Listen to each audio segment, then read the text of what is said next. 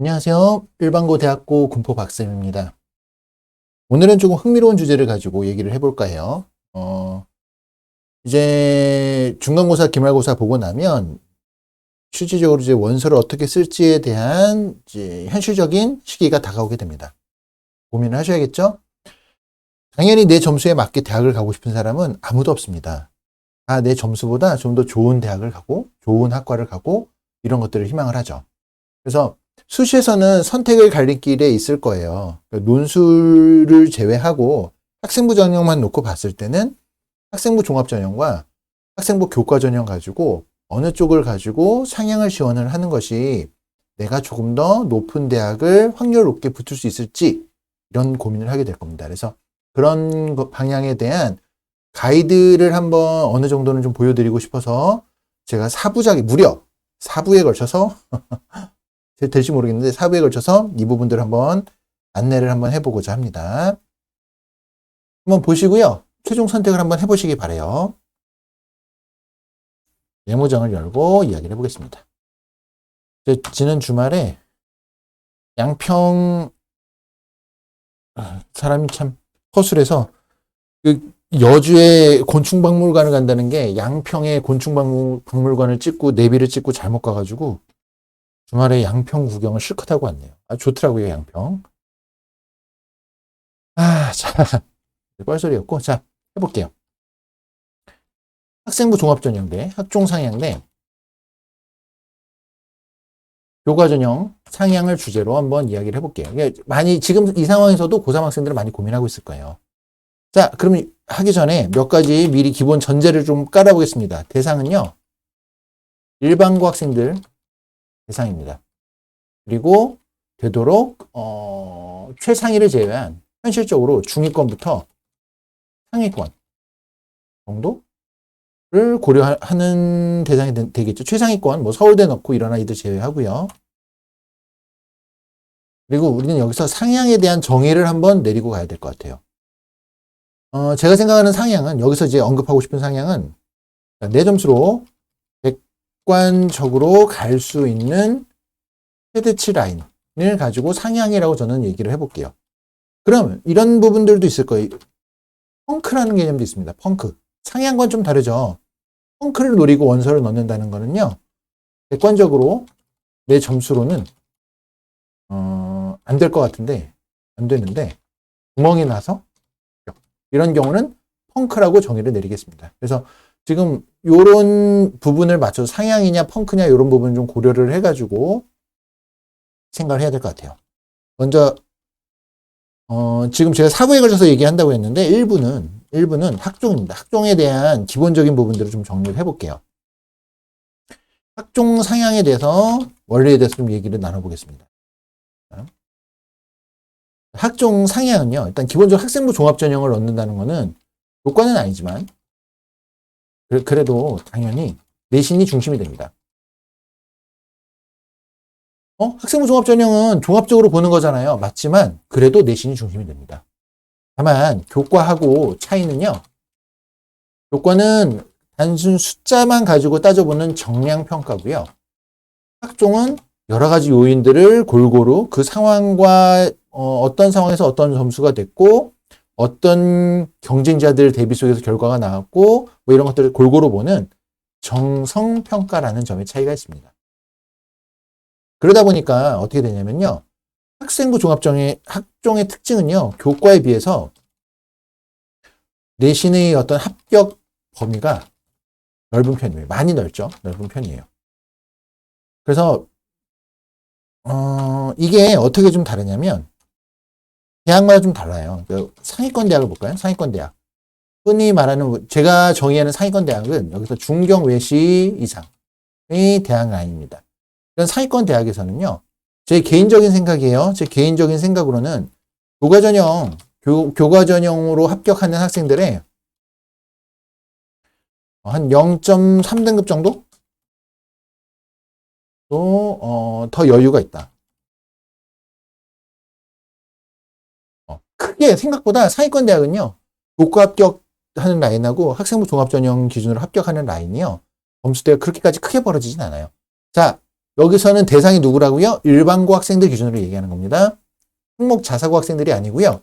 일반고 학생들을 대상으로 하는 거예요. 제 채널이 원래 일반고가 메인이어서 이렇게 되는 거고요. 그러면 중위권 대학은 어떻게 될까요? 중위권 대학. 그러면 이제 국승 라인 아래겠죠? 중위권 대학 같은 경우에는 제 생각으로는 내신에서 보통 한 0.5등급 이상? 이렇게 벌어지는 것 같아요. 근데 그렇게까지 크게 벌어지진 않고요. 한 0.5등급 정도 저는 보통 잡거든요. 예, 이렇게 생각하시면 될 것 같아요. 그러면 그 이상 벌어지는 내신, 예를 들어 이 얘기, 뭔 얘기인지 이해가 되시나요? 예를 들어 상위권 대학 같은 경우에는 2등급으로 한 1.9등급이 교과 뭐 평균이다. 합격 평균이다. 그러면 학종은 이런 경우 한 2.2등급 정도 기준으로 잡는다. 평균. 일반고 기준으로 이 정도 될 것 같다. 이런 거고요. 중위권 대학 같은 경우에는 예를 들어 한 2.7등급이 교과 라인이다. 그러면 학종은 대략 한 3.2등급 정도 전후 이 정도 생각을 해보면 얼추 맞는다. 이렇게 생각을 하시면 될 것 같아요. 그래서 지금 메인이 학종이니까 학종에서 이 범위를 벗어난 내신 같은 경우에는요. 합격은 할 수는 있으나 합격 확률이 현저히 낮아짐. 이렇게 생각하시면 될 것 같아요. 이 위에 제가 이번 항목에서 얘기한 요 내신을 벗어나는 내신을 가지고 지원을 할 경우에는 합격 확률이 현저히 낮아지게 돼요. 그래서 어쨌든 그래도 이게 어떻게 뒤집어 보면 이게 장점이 될 수 있는 부분이요. 누구나 상식적으로 준비할 수 있는 상향 지원이 가능해집니다. 학생부 종합 전형.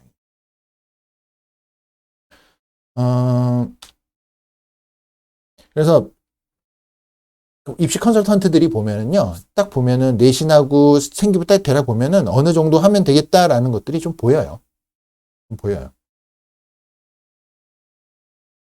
그리고 상식적으로 준비한다는 게 내신이 부족해도 아까 위에서 언급한 것보다 내신이 부족해도요, 그래도 상향 지원해보자가 가능하다는 얘기예요.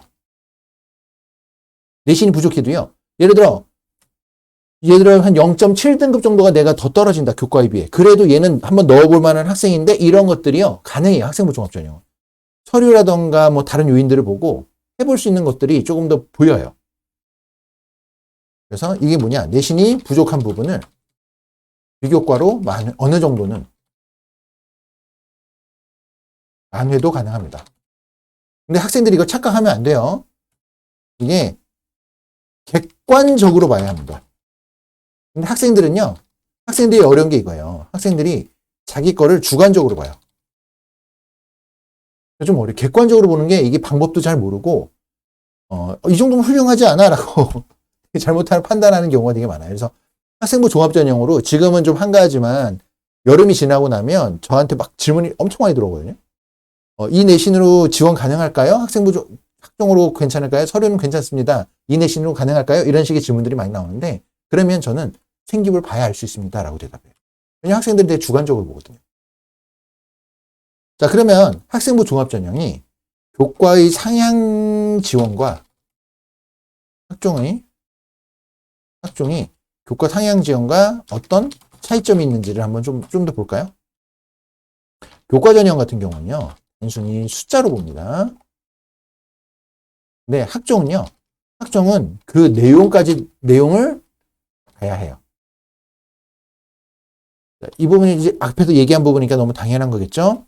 자, 교과는요, 중요한 게 학과 상관없이 상향 지원이 가능합니다. 학종은 학과 상관없이가 아니라 학과를 변경할 수는 있으나 어떤 상향하는 학과의 제한 폭이 있어요.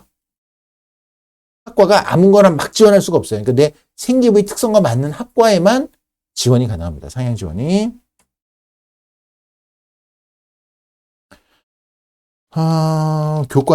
교과에 비해서 학종은요, 어떤 특징이냐면, 추합격. 줄여서 추합이라고 하죠. 추합이 잘 안 돌아요. 학생부 종합전형은 기본적으로 학생들이 상향을 하려고 교과보다는 학종을 많이 지원하거든요. 크게 보면은. 그런데 추합이 그래서 합격할 경우에 잘 안 빠져요. 왜냐면 상향 지원했으니까. 근데 교과는 안정 지원하는 케이스가 굉장히 많기 때문에, 그리고 유사한 학과를 골라서 반복해서 넣다가 위에서 빠지면 위로 진행하고 이런 것들이 교과는 좀 많아서 추합이 잘 돌아요, 상대적으로. 그래서 이게 어떤 결과를 갖고 오느냐. 교과에 비해서 펑크라는 개념이 매우 드문 편입니다. 교과는 진짜 말도 안 되는 펑크가 나는 경우가 있거든요. 학종은 말도 안 되는 펑크가 별로 없어요. 근데 말도 안 되는 내신으로 합격하는 케이스가 나오지만 그건 펑크가 아니에요. 펑크가 아니라 합격할 이유가 있어서 합격을 하는 겁니다. 그 부분은 제가 나중에 또 2부에서 얘기를 드릴 거예요. 그렇기 때문에 학종으로 상향 지원 시에 고려해야 될 부분이요. 내가 지원하는 상향 지원 시 내가 지원하는 대학, 학과의 경쟁자 수준을 고려해야 합니다. 그래서 내가 어느 대학 라인에서는 내 생기부가 굉장히 경쟁력 있는 생기부가 될 수 있지만 어느 대학 라인에서는 그게 되게 경쟁력이 없는 생기부가 될 수도 있거든요. 그러니까 내 생기부를 보고 결정하는 게 아니라 그것만 보고 결정하는 게 아니라 내가 넣고 싶은 대학이 어느 정도 아이들이 들어온지를 생각하고 원서를 넣어야 되는 거예요. 학생부 종합전형 같은 경우에. 그러면 제가 학종에서 말하는 어떤 상향 지원이라는 개념을 좀 들여다보면요. 학종에서 말하는 상향 지원의 개념은요. 내신이 일반적으로 그 대학에 지원하는 학생들 라인 대비 부족한데요. 그래도 지원하는 경우. 그러니까 내신이 합격권 기준으로 봤을 때 내신이 많이 부족해 보이긴 하는데 그래도 어떤 학과의 어떤 그 특징이라던가 내가 준비한 방향이 잘 맞아서 그래서 지원하는 경우들이 보통 학종에서 말하는 상향이라고 생각을 합니다. 한번 예를 들어 볼게요. 자, 객관적인 예를 들겠습니다. 어디를 예를 들까요? 상위대학 좀 하나 한번 들어볼까요? 시립대 한번 해볼까요? 시립대? 시립대 제가 예전에 영상 찍은 적도 있으니까. 시립대 같은 경우에 자, 여기서 말하는 거는요. 일반고 기준입니다. 특목자사고 아니에요. 자시고? 특목자시고 아니고 특목자사고 아닙니다. 일반고 기준으로 봤을 때 그러니까 입학처에서 보여주는 결과는요. 모두 합친 기준입니다. 이거 말고 일반고만 따라서 볼게요. 일반고만 볼게요. 일반고만 따져볼게요. 그 시립대는 일반적으로 시립대 교과 라인 내신 등급이 어느 정도인지 아세요? 교과 내신 평균 등급이요. 보통 한 2등급입니다. 2등급, 2.0등급. 2.0등급. 이 정도 됩니다. 그러면 시립대 일반고, 교과는 거의 일반고니까요. 일반고 기준 학종 평균 합격자 평균은 어느 정도 될까요? 제가 아까 위에서 뭐라고 얘기했냐면 위에서 상위권 대한 중교계시 이상 대학 라인 같은 경우에는 교과 전형 합격 라인보다 한 0.3등급 정도 보통 넘어간다고 말씀드렸죠. 그랬죠? 그래서 시립대 같은 경우에는 시립대가 발표한 자료예요. 이건 제가 그냥 제 생각을 말씀드리는 게 아니라 시립대에서 이걸 발표한 자료가 있어요. 따로 정리해서. 학종이 어떻게 나냐? 2.3등급이 평균이 났어요. 문이과 그래서 2.3등급 정도. 문과 이과보다 한 2등급 나왔고요. 학종은 다 한 2.3등급 나왔습니다. 실질적으로 이렇게 나왔어요. 그러면 시립대를 지원하는 학종만 볼게요. 학종 기준으로 시립대 지원자의 일반고 내신 지원자의 평균요. 지원 합격자 말고 지원자 평균은 어떻게 될까요? 평균은 몇 등급이에요? 2.8등급이었습니다. 2.8등급이었어요. 그러니까 2.8등급 정도의 2.8등급이 평균이라는 거는 3등급 대 학생들도 많이 지원한 거죠. 4등급 대에서도 들어온 학생들도 있고 일반고에서. 근데 아무리 서류가 좋았다 하더라도 결국 붙은 학생들 보니까 평균이 한 2.3등급 정도 되더라. 이런 겁니다.